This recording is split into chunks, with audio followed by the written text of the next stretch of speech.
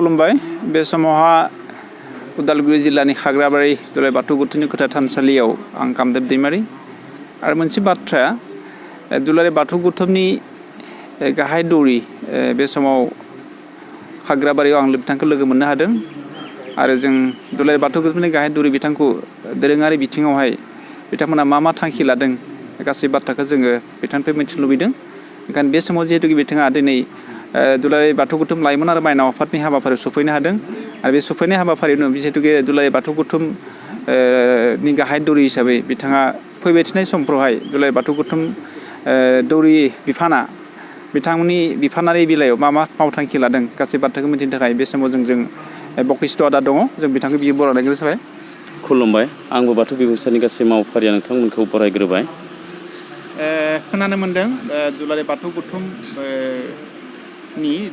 दैदेननायावहाय दौरि बादा जानो थांगासिनो फैगौ 9 आरो 10 अक्ट'बर मास 2010 बेखौ दुलाराय बाथौ गुथुमनि दैदेननायाव मा मावथांखि लानानै बे दौरि बादाखौ खुंनो होननानै नोंथांमोना सानदों? जों दायो बे दुलाराय बाथौ गौथुमनि दैदेननायाव तामुलपुर जिल्लानि बानजायनायाव तामुलपुर जिल्लानि सिङाव थानाय तामुलपुर बियाबनि थानसालियाव फैगौ 9 आरो 10 अक्ट'आव जों मोनसे दौरि सावराय मेल लादों। दा बेयाव जों मोननै आयदाखौ लादों। दा बे मोननै आयदाया जाबाय मोनसे जाबाय दौरिफोरनि आखल आखुनि सायाव सावरायनाय बा फोरोंथाय आरो मोनसेया जाबाय जों मोनसेल' बे जोंनि गोथै गारनाय आरो बान्द्रा आसार बिनि सायाव जोङो मोजाङै फोरोंथाय होनानै फैबाय थानाय समफोराव जोङो जोंनि गासै बाथौआरिफ्रा बावनाय खान्थिफ्रा गोथै गारनायनिफ्राय जोंनि बान्द्रा आसार खुंनायनिफ्राय गासैबो मोनसेयानो जायो खौसेथि जायो बेखौ जों मोनसे इउनिफर्म खालामनो थाखाय जों बे मा होनना बुङो बे जों सावराय मेलखौ लानाय जादों। दा बे सावराय मेलाव दा जोंनि आरो दौरिफोरा दिनै बेबायदि सासे गोग्गो आखलनि जानोब्ला माबोरै जानांगौ बिनि थाखाय बिनि आखलनि सायावबो फोरोंनो थाखाय जोंनि अलंबार भरत चन्द्र बर'खौ जोंनि गाहाय आलासि महरै आरो जोंखौ फोरोंथाय महरै लानाय जादों। दा बेखौ लानायनि मेन जोंनि सिमाङा जाबाय फैबाय थानाय समफोराव जों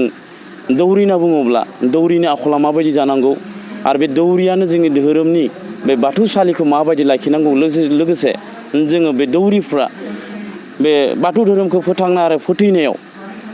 जा बिहोमा दं बे बिहोमा थानायखाय जोङो बे बिहोमाखौ लाखिनो थाखाय जोङो मोजां आखलनि जायाब्ला जोंनि बे बिहोमाया थानाय नङा। बेखायनो मिजिं लानानै जोङो फैबाय थानाय समफोराव जोङो दौरिफोरनो मोजां बिथां अलंबार जोंनि भरत चन्द्र बर' बिथांनिफ्राय जों सोलोंनानै जों आखल दानानै फैबाय थानाय समफोराव जोङो जोंनि दौरिखौ हानजाखौ जोङो मोजाङै दैदेनलांनो साननाय आरो जोंनि बाथौ धोरोमखौ जौगासार खालामनो जोंबो दौरि हानजाया मिरु गौथुमजों सरजाबफानानै बिथांमोनखौ हेफाजाबजों जोङो मावफानानै जों दावगालांनो जोंबो साखाफारा जादों। बेखाय दिनै फैगौ 9 आरो 10 जों बे तामुलपुराव बे मिजिंजों जोङो बेखौ लानाय जादों। नोंथाङा जिहेतुके दुलाराय बाथौ गुथुमनि गाहाय दौरि आरो फैगौ 9 आरो 10 अक्ट'बराव दौरि सावराय जथुम्मानि बाथ्रा बुंबाय आरो बे सावराय जथुम्मानि गेजेरजों दौरिफोरनि आखल दानायनि बाथ्राखौ नोंथाङा बुंदों। सासे दौरिनियाव दौरि हिसाबै बिनि मा आखुफोर बा गुनफोर थानांगौ बेनि सायाव सावरायनायनि मोनसे मावथांखि लादों। बेनि गेजेरजों मोनसे बाथ्राखौ जानो लुबैदों बा रोखा मिथिनो लुबैदों जे दुलाराय बाथौ गुथुमनि बेन्दोङाव बेसेबांसो दौरिफोर दङ होननानै नोंथाङा बुंनो नागिरदों आरो बिथांमोननि मावथांखिया मा हाबाफारि दं दा थासारियाव? दायो जोंनियावहाय गासै दौरिफोरा 17टा जिल्लानिफ्रायसो दंफैयो। सानै सासेया जाबाय मोनसे डिस्ट्रिक्टनिफ्राय फोसावगिरि सासे दौरि बेबायदिहै जोंनियाव 7 दौरि आरो 17 फोसावगिरिफोर। दा बियो जोंनि गोथारिनि सिङावनो जोंनि जा गाहाय गोथारि जेरै काशिनाथ स्वर्गियारिनि सिङावनो मिरु गौथुमनि सिङावनो थानानै जोङो गासै हाबाफारिफोरखौ जों मोनसे इउनिफर्म खालामनो थाखाय आरो जोङो गासै बे मिरु गौथुमनि दौरिफोरा जों सिगांग्रो आखल दाग्रोनानै जोंनि जिल्ला आफादफोराव जोंनि बियाब आफादफोराव गासैबो दौरिफोरखौ जों मारै आखल दानो हायो बेखौ मोनसे सिमां लानानै जों दायो बर्थमान 17टा डिस्ट्रिक्टनिफ्रायल'सो दङ। बेखायनो जोङो आरो जोंनि 20टा डिस्ट्रिक्टनिफ्राय गासै 20टा डिस्ट्रिक्टनि जोंनियाव दङ दायो बेबायदि आरो मोनथाम डिस्ट्रिक्टनिफ्राय जों मोननो हायाखै आरो फिसा फिसा जेबो डिस्ट्रिक्ट गासै 27टा गासै दं बिनिबो गासैखौ मोननो हायाखै जोङो दा बेखौ फैगौ समफोराव जों गासैनिबो सासे दौरि सासे फोसावगिरि जे माने एसे बिराद रोंगौथि थानाय आरो बियो आखल गोनां आरो जों जाय फोसावगिरि जागोन एसे बियो इडुकेसन थानाय बेबायदि सुबुंखौ जों मोननो लुबैदों जोंनो हरगोन आरो जों गासैबो दौरिफोराबो मोनसे रोंगौथि लानानै जों दुलाराय बाथौ गौथुमखौ हेफाजाबजों जोङो मावफालांनो थाखाय साखाफारा जानाय समाव जे जोंनो मोजां बेबायदि दौरि आरो फोसावगिरि हरगोन बेखौ आसा खालामदों आरो जोंनि सिमाङा जाबाय जोङो बे मिरु गौथुमखौ जोङो हेफाजाबजों जोंबो मददथि होफानो थाखाय जोङो साखाफारा जानो थाखाय बे बादाखौ जों लानाय जादों। जिहेतु बे नोंथाङा मोनसे बाथ्रा बुंदों जे दुलाराय बाथौ गौथुमनि बिथिङाव 27 जिल्ला लेभेलावहाय दौरिफोर दङ होननानै दा बे 27 दुलाराय बाथौ गौथुमनि दौरि बिथांमोना जिहेतु दुलाराय बाथौ गौथुमा दाबो आबुं महरै थानसालि गैया अब्ला बे 27 दौरिया बबे खामानियाव नोंथांमोननि थाखाय बाहायजाथाव होननानै नोंथांमोना बाहायनो सानदों? दा दौरिफोरखौ ओरैबायदि लादों जोङो दा दौरि जाला बियो जोंनि बावनाय खान्थिनिफ्राय गासैखौबो जों माबोरै बावनांगौ दा जोंहा मिरु गौथुमाव थानसालि गैयाब्लाबो जोंहा मिरु गौथुमनि सिङाव थानाय जिल्लाफोर दङ जिल्लाफोरनि बे थानसालियाव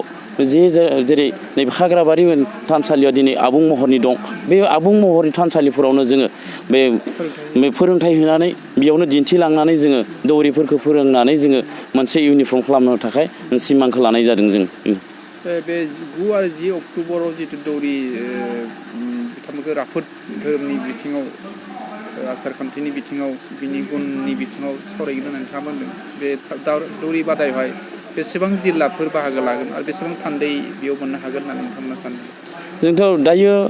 माने मिरु गौथुमा ओरैबायदि खालामदों मोनफ्रोमबो जिल्लायाव दावबायनायखौ लादों दिनै मिरु गौथुमनि बिबानगिरिफोरा दावबायनायाव नैखौनो जों मोनसे थिरांथा लादों बे दौरि बादायाव जोंनि बे दौरि सावराय मेलाव जोङो मोनसे जिल्लानिफ्राय 10 माने सुबुं बिहरदों बे 10नि गेजेराव 7 जोङो दौरि आरो 3 फोसावगिरि दा बिदि जों बिहरदों दा बेयाव जों मोनसे आसा जों मिजिं दं जे मिरु गौथुमनि गाहाय नेहाथारिनिफ्राय आफादगिरि लानानै लेङाइ नेहाथारिजों जोंनि आरो जे गौथुमारि नेहाथारि बिथांमोना जाबायदि मोनसे मिजिं लानानै जेरावबो बे बाथ्राखौ बुंबोनाय बायदियै गासै माने जिल्लाफोरा जोंनो दौरिफोरखौ हरगोन फोसावगिरिफोरखौ हरगोन बेखौ आसा खालामदों आरो हरथारनांगोन अब्लासो जों मोनसे खौसेथि जागोन बेखौ आं बय जिल्लाखौबो आं गोसो गोरबोनिफ्राय बयखौबो खुलुमहरदों जे जोंनो दौरि आरो फोसावगिरिफोरखौ हरो बेनि थाखाय जों बे फैबाय थानाय समफोराव बेबायदि खौसेथि जानानै जोङो खामानिखौ मावलांनायाव जोङो मददथि मोनगोन आरो जों मोनसे सिमां लादों बेयाव जों गासै माने 300नि माने सायाव जागोन होननानै मोनसे जोंनि मिजिं लादों जों बे सावराय मेलाव दा बेखौनो आसा खालामदों जों। दोरोङारि बिथिङावहाय जिहेतु बिथाङा मुखुब दङ गासैबो दौरि बिथांमोना नाथाय बेयाव आध्यात्मिक जिथु गुन बे आध्यात्मिक गुनखौ जोंनि दौरि बिथांमोननियावहाय नोंथाङा माबायदि होनो सानदों? दा आध्यात्मिक गुनखौ नैखौनो होनायजों जों दायो जोङो गासै जों गौथुमा जोंखौ दौरि हानजा बायदि दानानै होनायनि उनाव जोङो धोरोमारि जोङो जिथु आध्यात्मिक धोरोमारि जोङो सान्थौखौल' बावनाय खान्थिखौल' जों फोरोंबाय थानाय जादों नाथाय जोंनि धोरोमजों जोंनि सोलेरा सोमोन्दो थानाय जिथु आध्यात्मिक बे धोरोमनि बिस मोन्थोरजों जों मा मोननो हायो आरो बेजों जोंनि जिथु ससाइटिखौ जोंनि बर' समाजखौ बा मानसि सुबुंखौ बोरै बे धोरोमजों सासे गोग्गो आखल दानो हायो बिनि सायाव जोङो फैबाय थानाय समफोराव जोङो माने गुवारै सावरायनो थाखाय जों बिराद नाजाबोदों आरो बे नाजानायनि लेखायै दिनै जोंनि बै बिजाबनि जि बावनाय खान्थिखौनो जोङो फोजोबनो हायाखै दा बेखौ फोजोबना लानायनि उनाव जों सासे मानसिया इसोरजों सोमोन्दो जानांगौब्ला जों इसोरनि फिसा बायदियै जों बे गुनखौ लानानै जोंनि रिपुफोरखौ दबथायनानै जों सासे गोग्गो महरै थांना थानो हानायनि जोंनियाव जाफोर लामा दङ बे लामाखौ दिनैसिम जोङो मावफांनो हायैयाव जों दिनैनि धोरोमखौ गावसोरानो जों बेले बेजे साननाय दङ बेखायनो जों गावसोरनो दौरिफोरा बे आध्यात्मिकनि सायाव सावरायखांनायनि उनाव जों बे आध्यात्मिकखौ जोङो सुबुं माहारिनि गेजेराव जोङो रानस्रावनो हायो बेबायदि जों दौरिफोरा मोनसे थांखि लादों बे थांखिजों जोङो दिनै दावगानो लादों बेयाव बेखौ जोङो जाफुंहोनो थाखाय गासै जोंनि गौथुमनि दुलाराय बाथौ गौथुमनि लोगोसे जिल्ला गौथुमनि बेयाव गौथुमनि गासै सुबुंफोरा जे हेफाजाब होगोन अब्ला जों मावफुंनो हागोनखौ मोनसे जों सिमां नुदों।